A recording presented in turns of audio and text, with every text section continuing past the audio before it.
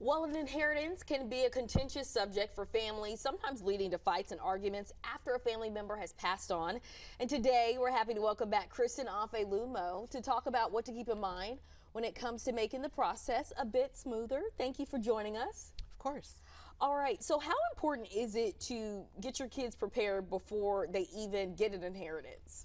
It's very important. So I think the most common thing that I see is that kids get a windfall of money, adult kids usually, and they just don't know what to do with it. So I find a lot of the times there's this, it's kind of faux pas to talk about death. I get it. It's really helpful to involve a third party like myself or another financial advisor.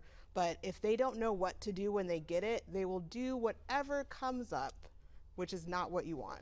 Right, and so that's where it comes into play, teaching strategies, teaching them things to keep their money flowing for years to come. What are some things you think parents need to pass down on to them? So involve your kids in conversations around money. If you, let's say you're a family that owns your home outright here in Tulsa, if you're paying property taxes annually, the kids need to know that that's the thing that you do.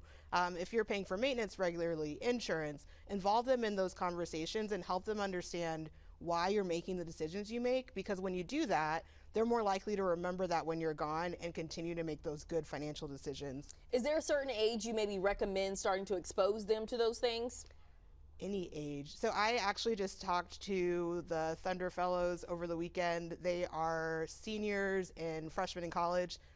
They understood money very well. Middle school is when I find that kids intuitively really get even complex financial concepts. So just involve them in the conversation and maybe even ask them what they think.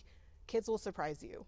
All right, and I know you kind of mentioned it at the top of the interview, but kind of dig more into the importance of, if you inherit a lot of money, talking to a financial advisor or CPA, how instrumental can that be in helping you grow your money or something? So as the parent who's looking to pass down the money to their child or the next generation, really important to involve them in the process of working with a financial advisor, a CPA, your family office, whoever's advising you on money. You want to make sure that those young adults or millennials are getting comfortable working with the professionals. And if you're finding that your professional is not comfortable serving the younger generation, it might be time to make a change. All right, that makes a lot of sense. Might be time to pivot. All right, my last question for you is passing down generational wealth. It can be a challenge.